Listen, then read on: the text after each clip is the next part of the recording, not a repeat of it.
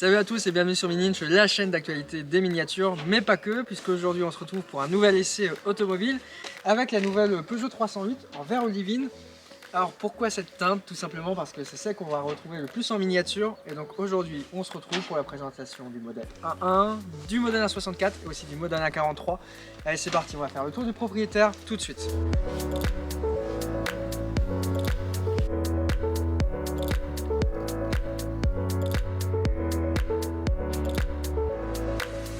Ça fait déjà quelques mois que les miniatures de cette nouvelle Peugeot 308 existent en miniature.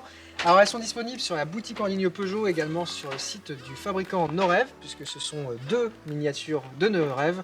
Alors on a l'échelle 1,64e qui est plutôt destinée aux enfants et qui coûte autour de 5 €, et la miniature 1,43e qui elle est affichée à 35 €. Alors ce qui est bien, c'est qu'aujourd'hui on va pouvoir les comparer à l'échelle 1.1, puisque nous voici devant la Peugeot 308 2021 en finition GT Pack, donc la finition la plus haute et qui est aussi celle des miniatures, dans la teinte de lancement qui s'appelle un vert olivine et qui est franchement magnifique. Donc là on a un petit peu d'ombre, mais on remarquera quand même que la teinte est assez chatoyante. Et franchement au soleil il y a des superbes reflets. Ce qui est assez marrant, c'est que si on regarde de plus près, là on va la voir je pense sur l'aile avant, elle n'est pas vraiment pailletée, hein. Donc quand même on a une teinte qui est très intense, très originale. Et c'est d'ailleurs quand même assez marrant qu'elle soit proposée gratuitement, on va dire, au catalogue de cette 308, puisque les autres teintes, elles sont donc en option.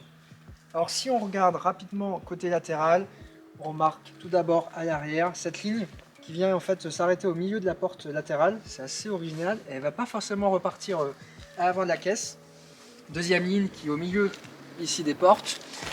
Et surtout on a cette jupe qui latérale qui commence au milieu de la porte en fait, juste quand cette arête vient se briser et qui va juste au roue avant. Et si on regarde les miniatures, le traitement de la jupe est quand même assez particulier, que sur le 1.43 on est franchement parfait, la reproduction est idéale, on retrouve les deux lignes. Mais c'est vrai que sur un 64 c'est un peu plus compliqué et en fait la jupe est pas du tout présente. Sinon, qu'est-ce qu'on peut dire en latéral? Bon, petite particularité ici, si on regarde d'un peu plus près, on voit qu'on a un joint qui est plastique et qui vient en fait se briser ici. Et on retrouve un petit peu plus de noir brillant qu'on retrouve également ici. Les rétroviseurs sont hyper bien travaillés. On a cette ligne ici de clignotant qui est assez originale et nouvelle chez PSA. Et en plus, c'est vrai que la tâche est quand même bien intégrée. C'est vrai qu'à une époque, on avait par exemple sur la précédente 208 où c'était un peu moins le cas. Là, on a un beau traitement au niveau des rétroviseurs. Bon, cette 308, je pense qu'il y a un élément que tout le monde connaît en latéral, c'est évidemment le blason. Nouveauté de cette Peugeot 308, nouveau logo Peugeot, un blason en latéral. Franchement, c'est inédit pour la marque au Lyon.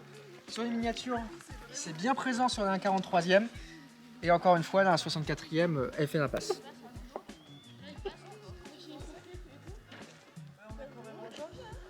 Bon, on va donc passer maintenant à l'arrière.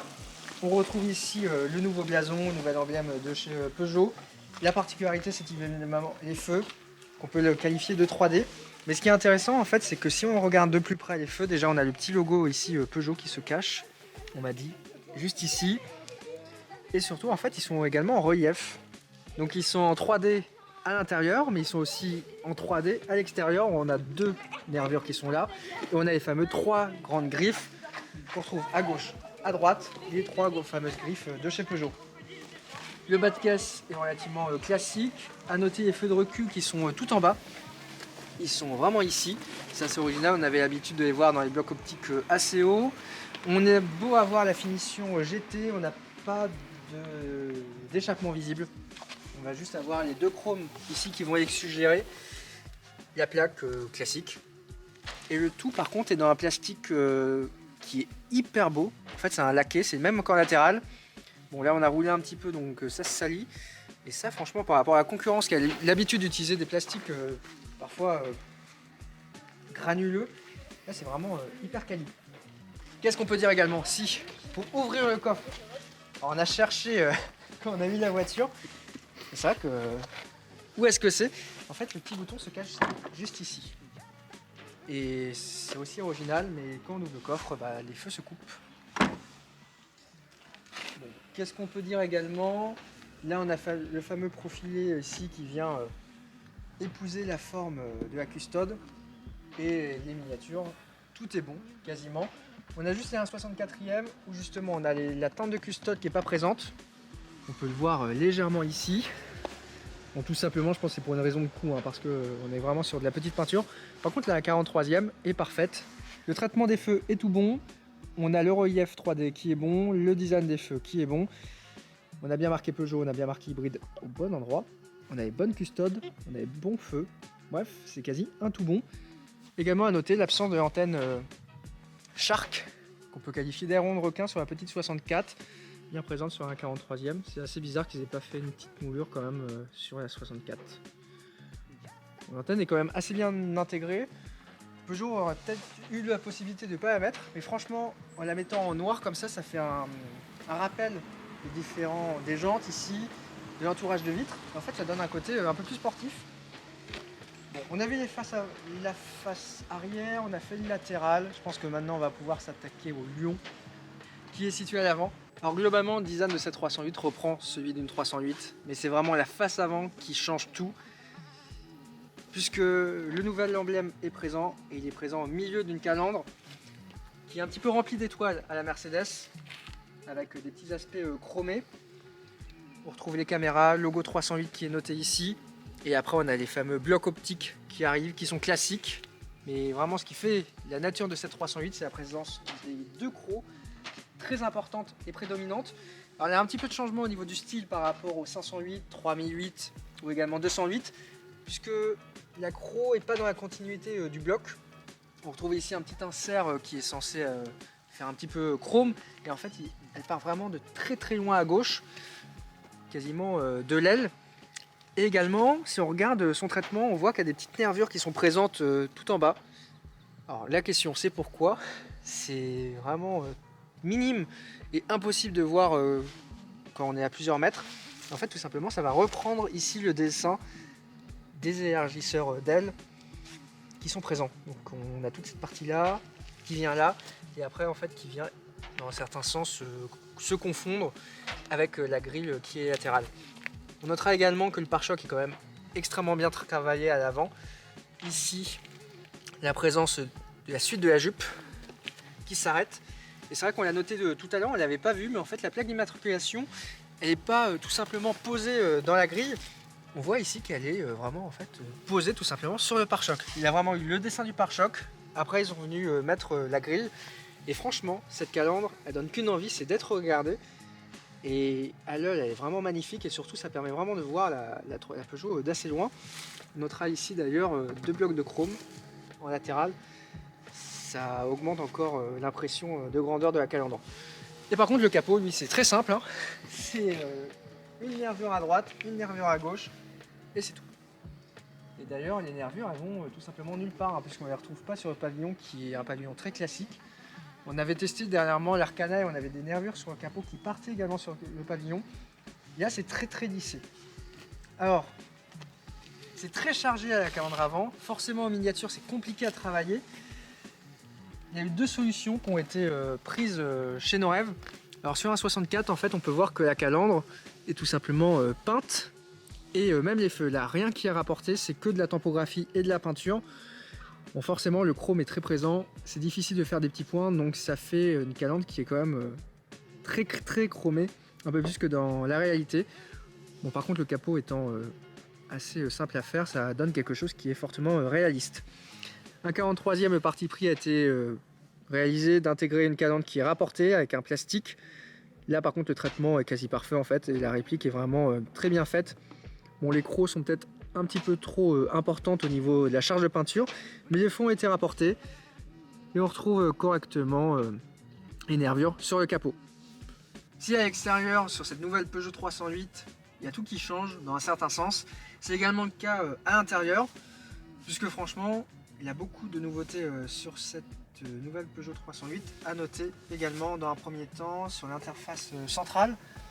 Alors c'est une nouvelle disposition qui a été faite, puisqu'on a pas mal de tactile. On retrouve quand même une rangée de boutons qui est ici. On a un écran qui est assez agréable, qui est tout en long et qui est orienté conducteur. Plutôt sympa. Il est assez réactif. Là on peut le voir si on clique sur énergie, il n'a pas un temps de latence qui est relativement important. D'ailleurs c'est aussi original de voir que là on est en couleur on va dire d'origine et que c'est du verre PSE hein, qui équipe l'écran mais qui aussi équipe les différentes surpiqûres qu'on peut voir. Là tiens on la voit au niveau de la couloir centrale. Bon petit piège hein, parce que si on l'ouvre on voit que c'est tout petit en fait, on peut même pas y mettre sa main, sûrement à cause des batteries. Là on peut y poser un portable au niveau de l'avant. Là on peut mettre des gobelets. On a un petit rangement ici avec un USB-C et une prise 12 volts. Et là on a une recharge induction pour portable. Bon tout est orienté conducteur, c'est assez particulier. Bon, au moins quand on conduit la voiture on a vraiment de quoi faire. On a aussi le nouveau bouton de vitesse de chez Stellantis qui est plat. Avec la petite gravure. Bon, les différents modes de conduite, le frein à main, le start and stop est ici. Point positif, on l'a testé pendant la conduite, c'est également la présence d'un vrai bouton encore pour la radio. On peut appuyer dessus pour la lancer, on peut l'éteindre. Ça c'est agréable, il n'y a pas forcément à toucher un bouton tactile pour accéder rapidement à ça. On passera en revue un petit peu plus complet tout à l'heure les différentes caractérisation et accessoires. D'un point de vue volant, on retrouve le nouveau logo ici, le petit logo GT là, les différentes surpiqûres et les palettes qui sont derrière. À gauche, on a tout ce qui est pour la gestion de l'aide à la conduite. À droite, pour tout ce qui est gestion audio. Qu'est-ce qu'on peut dire également dessus? Oui, bon, il y a cette partie-là qui est relativement imposante, on va dire, et qui contient les différentes aérations. Au niveau du cockpit de conduite, il est en 3D. Donc c'est vrai qu'on n'a pas d'affichage tête haute, mais on a cet outil un petit peu gadget dans un certain sens, avec un écran et un écran qui est projeté. On peut le modifier. Bon, c'est assez agréable quand même à l'œil, et puis c'est toujours assez original. Puis vu que là on est sur la version avec la motorisation hybride, on a à droite ce qui nous reste en énergie essence, donc on vient juste de faire le plein, donc 660 km. Par contre à gauche on est totalement vide en batterie, 0 km, il faut savoir qu'on peut faire jusqu'à 56 km de ce qu'on a pu tester en full électrique. A noter également ici le Peugeot qui est présent et un petit bleu en rouge qui est juste en dessous. Alors au niveau des rangements, si on peut les adapter en timing winch, là on peut mettre une demi 1/64e. Là ça rentre aussi. 2 1/64. Celui-là est plutôt grand, on doit pouvoir en mettre 3. Et là, c'est assez profond, on doit pouvoir en mettre 3 ou 4. Ça fait 5-6 1/64, ce qui est pas mal. Par contre, la console, c'est vrai qu'elle n'est pas très profonde. Voilà. Enfin, on met juste un étage d'1/64. La 43, ça va être compliqué à passer. Alors au niveau des sièges ici, on a la finition la plus haute qui est en option avec du siège Alcantara, surpiqûre couleur PSE, cuir sur le côté. Franchement c'est hyper bien. Pour avoir conduit plusieurs kilomètres, c'est plutôt confortable. Et en plus ils sont massants et chauffants avec plein de dispositions. A noter également sur cette version le toit ouvrant. Donc ça c'est manuel. Et l'ouverture, elle est électrique. Et ben nous voyez les cheveux aux auvents. Alors côté conduite, cette Peugeot 308 reste quand même une vraie Peugeot. On a vraiment un châssis qui est super agréable et là on le voit sur les petites routes de campagne. Alors par contre c'est la première hybride de ma vie que je conduis. J'avais déjà conduit des électriques, beaucoup de diesel, j'aurais mis des milliers de bornes. Franchement c'est un bon compromis entre une essence et une diesel. Et franchement, je pense que l'hybride essence, c'est fait pour des gens qui font quoi 600 km par semaine, où le diesel va pas marcher, où l'électricité, ils n'ont pas le temps de recharger. On a testé, on a à peu près 56 km en full électrique, si on branche la voiture chez soi. On a aussi la possibilité en fait de jouer avec des modes. Alors, on a des sortes de cartographie en soi, c'est-à-dire qu'on peut passer en mode hybride, on peut passer en mode régénération, c'est-à-dire on peut demander en fait à la voiture. Hop, on a un petit mode qui est ici, qui s'appelle un e-selve. Là par exemple, c'est ce qu'on a mis. On a demandé à 308 à ce qu'à la fin du trajet qu'on a commencé, on ait 10 km disponibles en full électrique. Imaginons, vous faites de l'autoroute, vous voulez faire vos 10 dernières bornes en électrique en ville, bah ça c'est la fonction qui est possible. On a 10, 20 et le maximum qui est donc autour de 50. Sinon évidemment on peut les recharger avec les câbles qui sont dans le coffre, on testera tout à l'heure. Franchement l'Insono est franchement magnifique, hein. Clairement là on est en électrique, on n'entend rien, on entend très peu le moteur thermique qui est donc un 3 cylindres essence. Donc là on est sur une puissance totale de 225 chevaux. Ça pousse un petit peu quand on met les deux moteurs. Et c'est surtout, on va dire, une aide électrique au moteur thermique. Et en fait, ça permet d'avoir envie des passages qui sont hyper doux. Dans les bouchons, pareil, d'être assez réactif et d'avoir une conduite plutôt souple. Alors, au niveau mode, évidemment, on a un full électrique, c'est ce qu'on a mis. On a également un mode hybride où là, par exemple, on va pouvoir lancer une régénération. On a un petit dessin, une petite carto qui s'affiche. Hop, on va pouvoir le mettre sur le grand écran avec le feu d'énergie. Donc ça va expliquer un petit peu ce qui se passe sur cette voiture. Donc là par exemple on voit que le moteur thermique est allumé et en fait qui recharge les batteries pour qu'on ait les fameux 10 km restants.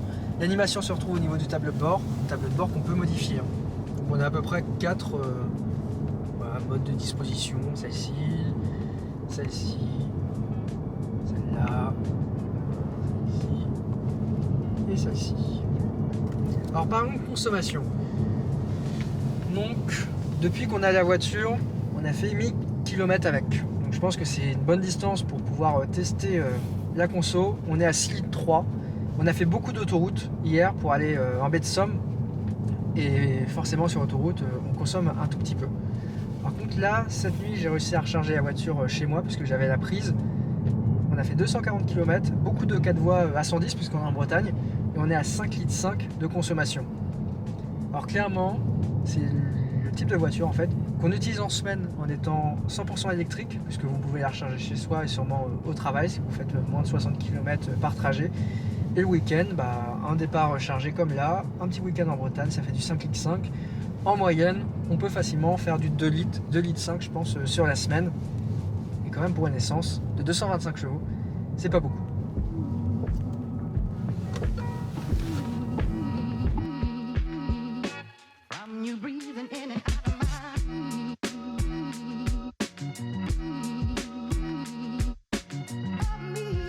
C'est ainsi la fin de cette vidéo, j'espère vraiment que ça vous a plu. Bon, de notre côté, on va encore profiter un petit peu de cette nouvelle Peugeot 308, on va y mettre des bornes, je pense. Et surtout, abonnez-vous à la chaîne, n'hésitez pas à la suivre sur tous les réseaux sociaux, à savoir Facebook, Instagram, et on s'amuse même sur TikTok. Et donc, on se dit à très bientôt sur Mini Inch, je pense. Mini Inch, l'actualité des miniatures, des vraies voitures. Des miniatures, et oui, des miniatures. Le caméraman s'il peut me repasser la miniature. Allez, on repart très prochainement d'un 64, mais en attendant, on va s'amuser avec la 300.